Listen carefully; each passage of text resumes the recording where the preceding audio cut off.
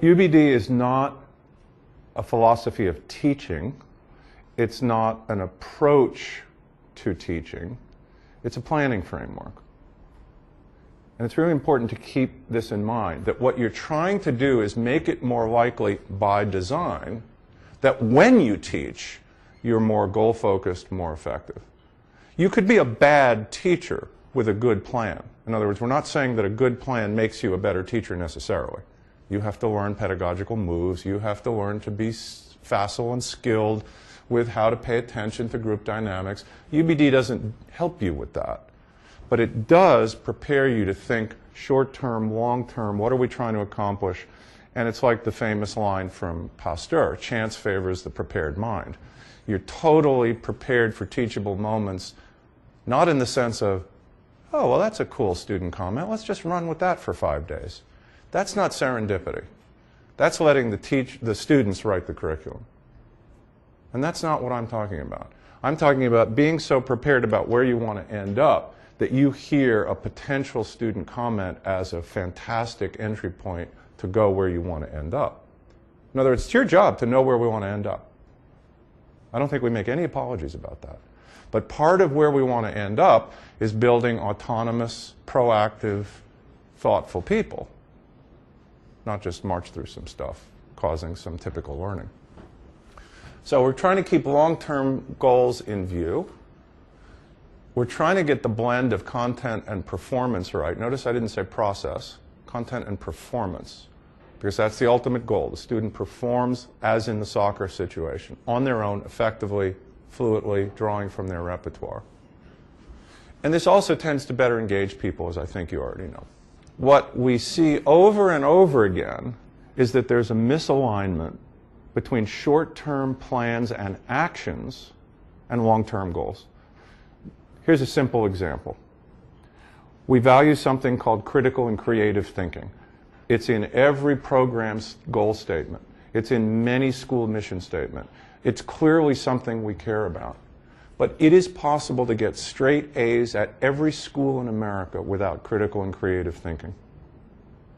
As long as you're smart, compliant, do your work, are thorough, you're going to get straight A's in almost every school in America. So a very basic backward design premise then. If critical and creative thinking is the goal long term, using content critically and creatively, to say it a slightly different way, then when we go to plan, we have to make sure week in and week out that we're focusing on critical and creative use of content. Otherwise, we're not going to get it. And this is, I think, the fatal mistake of prep schools. They think because we're smart, because we're motivated, because we hire really intelligent, well-educated people, that this is just going to happen. Sobering story, but it's a true story. Well-known prep school in the top 10 or 20 of prep schools in the country. They say, we're really interested in this pedagogical effectiveness stuff, and the guy in question is a really fantastic educator who's done a lot of work in the wider world. And so he's really interested in the question of value added at this school. So they contract with ETS. Pre-assess 9th grade, assess 12th grade, critical thinking test. No gain. No gain. We admit them smart, we graduate them smart, we pat ourselves on the back, and we start teaching all over again. The value-added thing is huge. You can't just pat yourself on the back because you admit smart people and they do good things. You guys have a higher calling than that.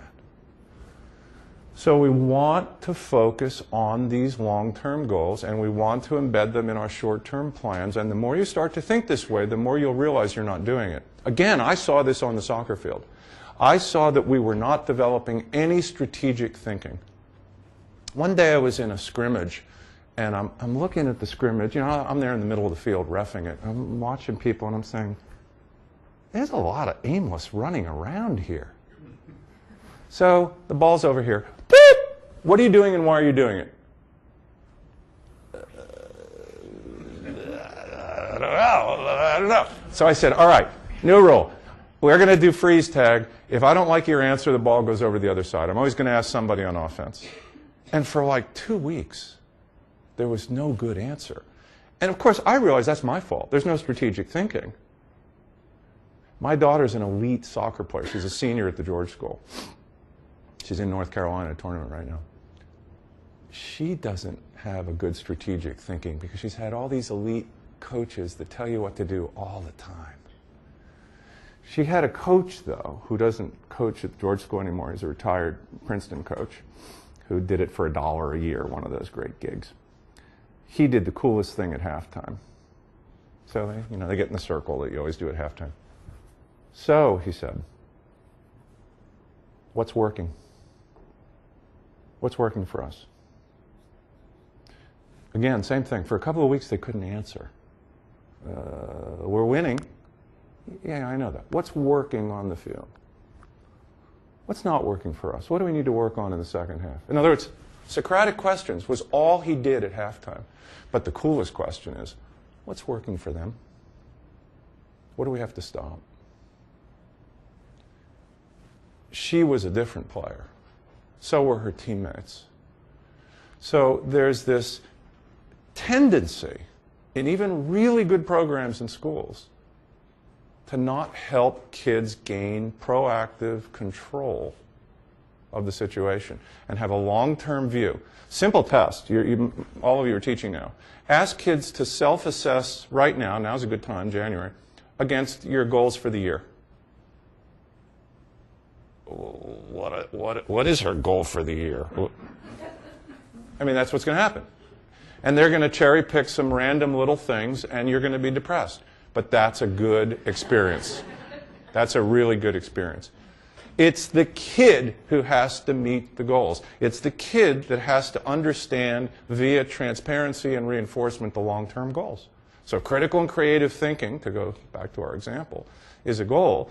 Then that should be so obvious that the kids will self-assess against critical and creative thinking. Let's try it as a quick and dirty exercise. Think, pair, share. If you had to write a one-sentence mission statement for your course, what would it be? Jot some thoughts. Try it out on the person next to you. One-sentence mission statement. What is the point of my course? And I'm using the word course to cover everything from pre-K to graduate school, from soccer to physics. If you are an elementary person, you could think of course in either one of two ways. You could say, what's the point of what I do with first graders? Or what's the point of the language arts strand? Or the social studies strand. So you can go either way there, since you have so many duties.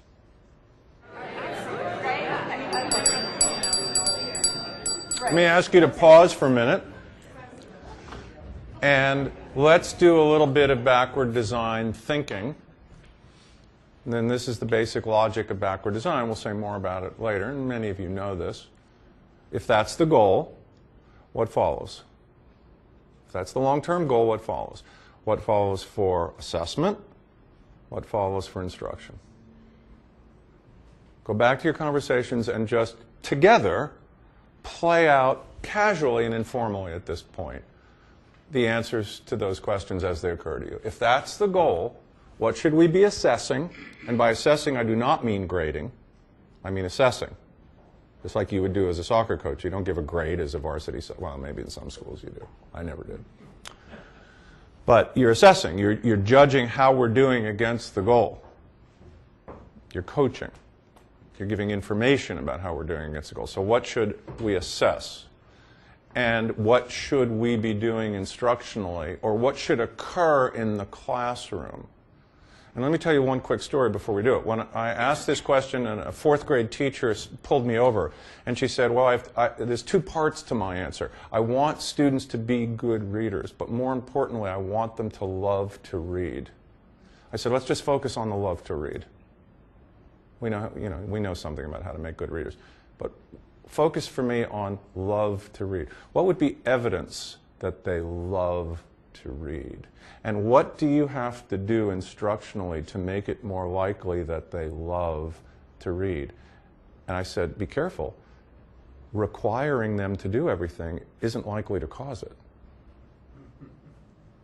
In fact, it may undercut it. We know this about boys. So that's the caution. If that's your goal, what's the assessment? What needs to happen instructionally to support and head toward your goal? So somebody go first, do it together, then somebody go second, do it together. 5-10 minutes.